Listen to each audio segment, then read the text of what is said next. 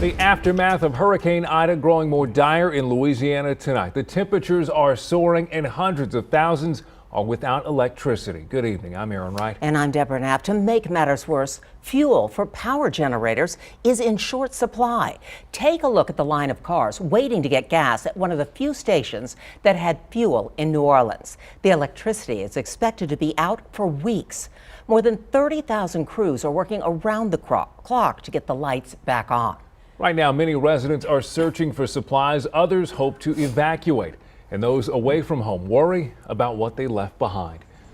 We begin tonight with team coverage. Henry Ramos joins us live from the San Antonio Food Bank with the help coming from San Antonio. But we start with Nicole Kahn, live in New Orleans, where recovery efforts continue and food is running low.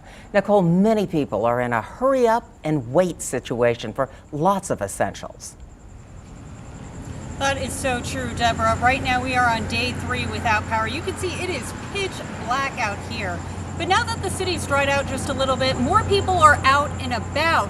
But it's really hard to do daily activities without power. In fact, many people spent most of today waiting in line for essentials. The long lines for gasoline ignite some short tempers. The chaos at the station.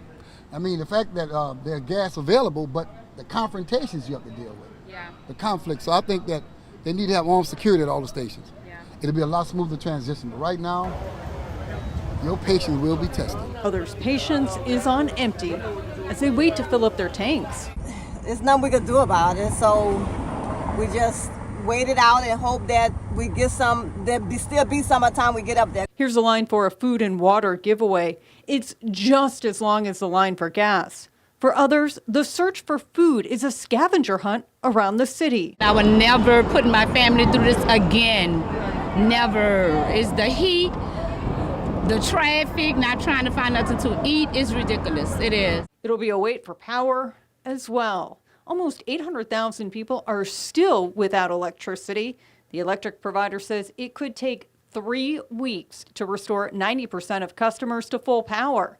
The governor is asking those who left the state to evacuate not to return because there's little to come back to. Do not return here or elsewhere in southeast Louisiana until the Office of Emergency Preparedness tells you it is ready to receive you. The schools are not open, the businesses are not open, the hospitals are slammed.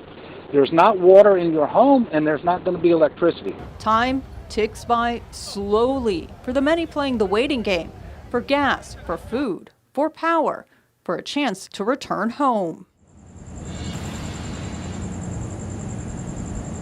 And many people are getting in line hours early before gas stations, stores, and food distribution sites open. Some finding nothing is available at the end of that line. Reporting live from New Orleans, Nicole Kahn, KENS 5 Eyewitness News.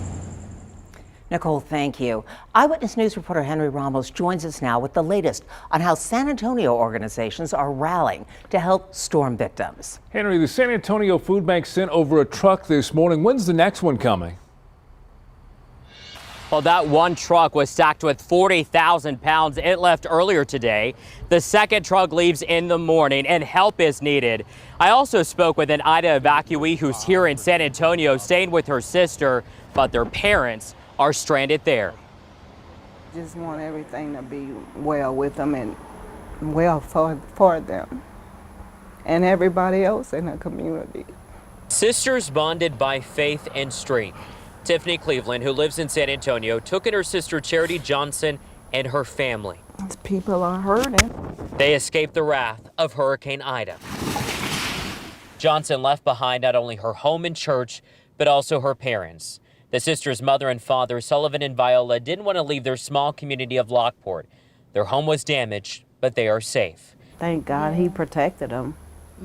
My mom, you know, when we had communication, she said, you know, the door was blowing. The family shared these photos of their town hit by the Category 4 hurricane.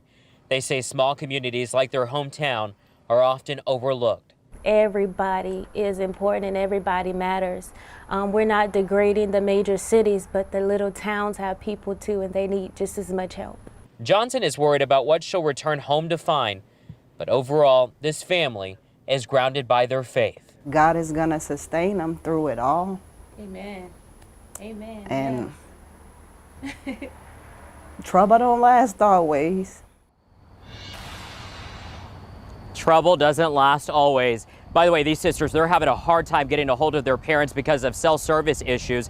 But they told me tonight that a neighbor actually saw their parents and told them that they're doing just fine.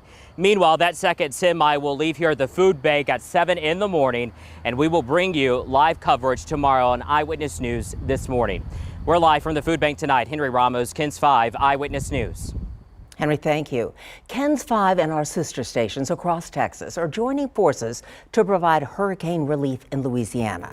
Money raised will go to the American Red Cross Ida relief efforts. You can give right now at kens5.com/donate. You can get a link to the website by scanning the QR code on the screen with your phone. And you can also text Ida to 210-366-0020.